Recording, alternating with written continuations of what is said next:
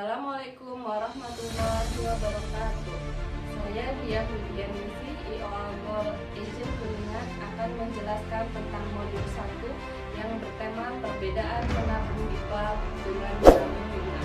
Mari simak videonya ya. Kita mulai dari sejarah dan perjuangan menyelamatkan kerja keras.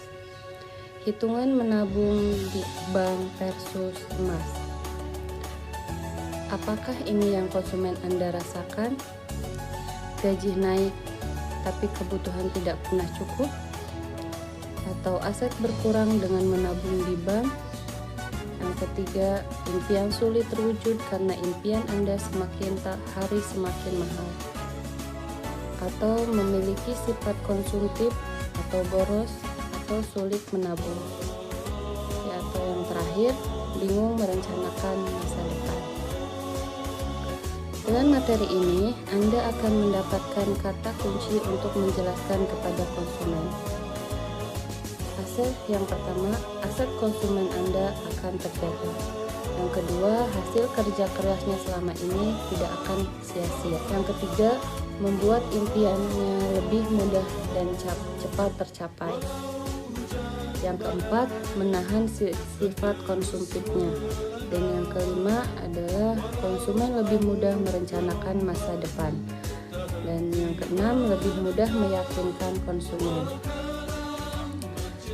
Solusi yang akan dibahas kali ini adalah perhitungan menabung uang di bank versus menabung di emas. Problem-problem yang selama ini dilihat di masyarakat diantaranya adalah selalu mengandalkan kartu kredit. Selanjutnya adalah banyaknya hutang riba yang dilakukan oleh masyarakat. Yang ketiga adalah penghasilan meningkat namun tetap sulit untuk menabung. Selalu pinjam uang untuk kebutuhan darurat. Selanjutnya ini adalah impian banyak orang. Salah satunya adalah haji dan umroh. Ingin mempunyai rumah yang layak dan mewah, kendaraan, dan memiliki pendidikan yang tinggi untuk anak-anaknya. Ini ada solusi finansial, di mana pendapatan kita selama 1 bulan kita dibagi menjadi beberapa bagian.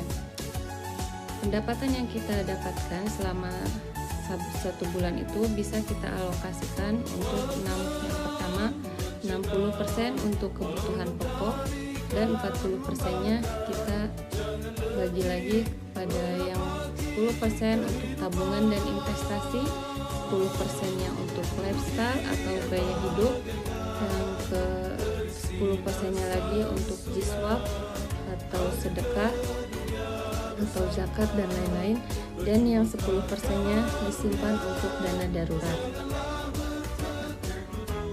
Kita lihat tabungan uang, deposit atau emas ya yang paling baik dan paling menguntungkan. Kita lihat statistik Bank Indonesia, inflasi itu sebesar 5-8% per tahun. Jadi jika rata-rata inflasi 6% per tahun, artinya harga barang dan jasa naik 5-8% per tahun. Tabungan manakah yang kenaikan inflasinya?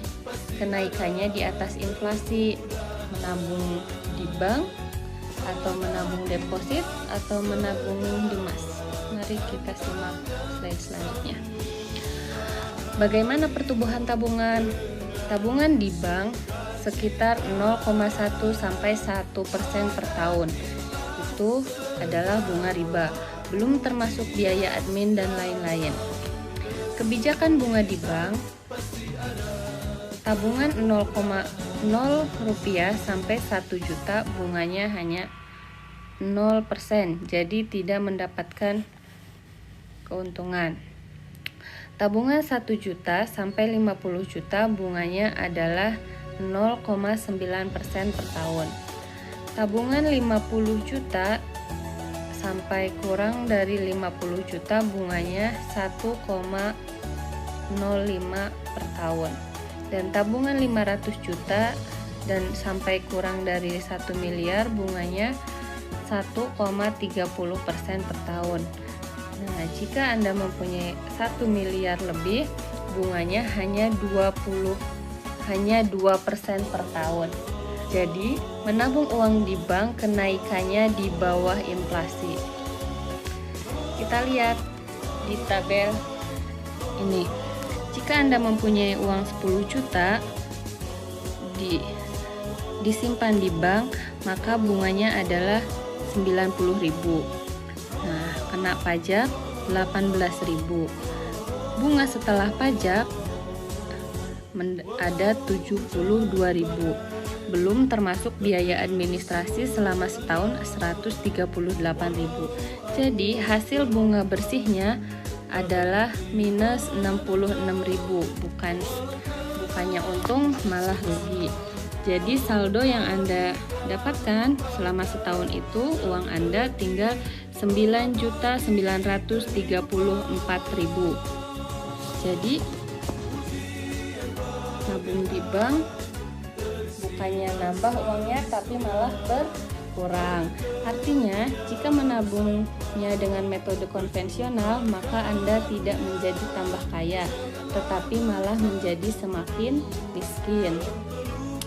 Nah, sekarang bagaimana pertumbuhan deposit? Misal kita mempunyai uang 1 miliar tahun 2007. Kita simpan di bank untuk didepositkan. Bunga yang didapatkan adalah bunga maksimal 10% per tahun, dan ini memakai sistem bunga berbunga atau rollover. Jika kita punya 5 tahun, maka pada tahun 2012 uang yang kita depositkan menjadi 1,64 miliar. Sekarang kita lihat, kalau kita 1 miliar ini kita simpan di emas. Pada tahun 2007, 1 miliar itu cukup untuk membeli 5 kg emas. Nah, ketika kita simpan selama 5 tahun dan kita jual pada tahun 2012 pada harga 550.000 per gram, maka uang yang didapatkan adalah 2,75 miliar. Masya Allah. Nah, coba bandingkan antara 1 miliar 2007, jika kita simpan di deposit hanya dapat 1,64 miliar. Ketika kita simpan di emas adalah 2,75 miliar. Berarti kita hilang 1 miliar. Nah, bagaimana pertumbuhan deposit? Dilihat dari pusatdata.kontan.co.id atau bunga deposit, persentase kenaikan deposit itu hanya satu tahun itu sekitar 5,38%. Sedangkan emas murni pertumbuhannya adalah rata-rata 15-40% per tahun. Kita lihat di tahun 2011 harga emas 350.000.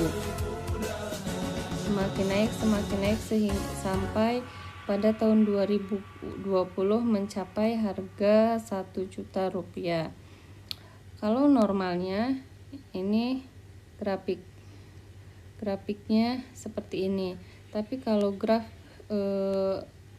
keadaannya krisis atau sedang pandemi seperti ini, atau kita lihat grafik anomali, kenaikan harga emas ini sangat signifikan. 2019 harga emas 600.000 sampai tahun 2020 harga emas bisa sampai 1 juta.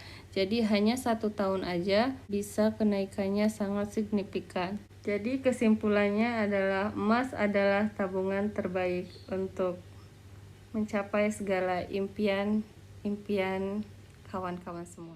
Demikian tadi penjelasan dari saya, semoga ada manfaatnya. Kurang lebihnya mohon maaf. Billahi taufiq wal hidayah. Wassalamualaikum warahmatullahi wabarakatuh.